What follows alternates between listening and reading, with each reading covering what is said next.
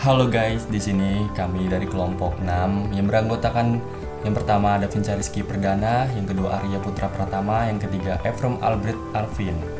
Nah, di sini kami akan menjelaskan masalah tentang kekerasan seksual di lingkungan pendidikan. Nah, kerap kali masalah-masalah seksual ini sering kali kita temui dan kita jumpai. Nah, masalah-masalah itu nanti kita akan tampilkan dan bagaimana saran atau rekomendasi untuk mencegah kekerasan seksual di lingkungan pendidikan. Pemirsa, kasus kekerasan seksual di lingkungan pendidikan melonjak sepanjang tahun 2021, baik di lingkungan pendidikan formal maupun agama. Saudara, akhir-akhir ini banyak pemberitaan terjadinya pelecehan seksual di lingkungan pendidikan. Tentunya memang kejahatan seksual terhadap anak ini kerap terjadi. Untuk korban mencapai 41 anak di bawah umur. WS atau Babe dikenai pasal 8. Nah, bagaimana sih saran dan solusi dalam mencegah kekerasan seksual? Kita akan membahasnya dalam materi berikut yang akan kami sampaikan. Saksikan terus sampai habis. Nah, di sini kita akan memperjelas lagi materi tentang stop kekerasan seksual dalam lingkungan pendidikan. Boleh di next. Nah, peran keluarga dalam kekerasan seksual di lingkungan pendidikan. Peran merupakan sesuatu yang diharapkan untuk dapat dilakukan dan dijalankan oleh manusia. Keluarga memiliki peranan utama di dalam mengasuh anak di segala norma dan etika yang berlaku di dalam lingkungan masyarakat, dan budayanya dapat diteruskan dari orang tua kepada anaknya dari generasi-generasi yang disesuaikan dengan perkembangan masyarakat. Next. Beberapa upaya pencegahan kekerasan seksual yang dilakukan pihak keluarga pada anak-anaknya. Yang pertama itu teaching orang tua, berperan sebagai guru atau pengajar bagi anggota keluarganya tentang pemahaman seks atau sex education secara dini. 2. Mengawasi dan mengontrol anak. Keluarga berperan sebagai pelindung bagi para anggota yang lainnya dari gangguan, ancaman, atau keadaan yang menimbulkan ketidaknyamanan fisik dan psikologis para anggotanya. Yang terakhir itu dukungan dan keterlibatan. Selanjutnya akan dibaca oleh rekan saya. Silakan. Baik, untuk selanjutnya ada peraturan hukum kekerasan seksual. Yang pertama dari Undang-Undang Nomor 12 Tahun 2022 tentang tindak pidana kekerasan seksual UU TPKS. Adapun fungsi dari undang-undang ini, yang pertama yaitu melindungi hak-hak korban kekerasan seksual dan menjamin akses keadilan. Yang kedua, mencegah segala bentuk kekerasan seksual melalui edukasi dan sosialisasi. Yang ketiga, memastikan koordinasi antara pemerintah pusat, daerah, dan masyarakat dalam menangani kekerasan seksual. Dan yang keempat, mengatur rehabilitas bagi pelaku untuk mencegah kekerasan berulang. Yang kedua, ada Peraturan Presiden Nomor 55 Tahun 2024 tentang Unit Pelaksana Teknis Daerah Perlindungan Perempuan dan Anak atau UPTD PPA. Fungsi dari peraturan ini, yang pertama ada memperkuat layanan terpadu bagi korban kekerasan seksual, termasuk bantuan psikologis dan hukum. Kedua, memberikan akses rehabilitasi dan pendampingan sosial kepada korban. Dan yang ketiga, memastikan bahwa korban mendapat perlindungan hukum sejak proses laporan hingga pemulihan. Yang ketiga, ada peraturan pemerintah dan peraturan presiden yang menyusul UU TPKS. Fungsi dari peraturan ini, yang pertama mengatur tata cara penanganan kasus kekerasan seksual oleh aparat penegak hukum seperti polisi dan jaksa.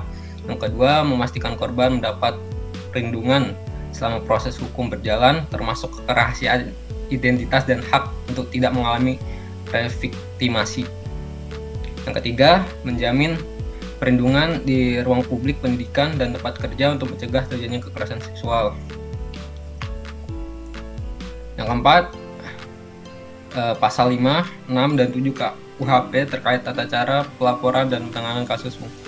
Dan pasal ini berfungsi, yang pertama, memberikan pedoman bagi aparat penegak hukum dalam penyelidikan dan penyidikan kasus kekerasan seksual. Dan yang kedua, menyinkronkan aturan ini dengan UU TPKS agar penanganan kasus lebih responsif terhadap kebutuhan korban. Selanjutnya ada dampak kejahatan seksual. Dampak ini kita kutip dari salah satu jurnal media dampak kekerasan seksual dan pendidikan dalam artikel menyebutkan bahwa dampak kejahatan seksual dibagi menjadi 3. Yang pertama ada dampak kesehatan mental yang terdiri dari gangguan psikologis, yaitu trauma, stres pasca trauma atau PTSD, kecemasan, depresi, gangguan tidur, dan gangguan makan.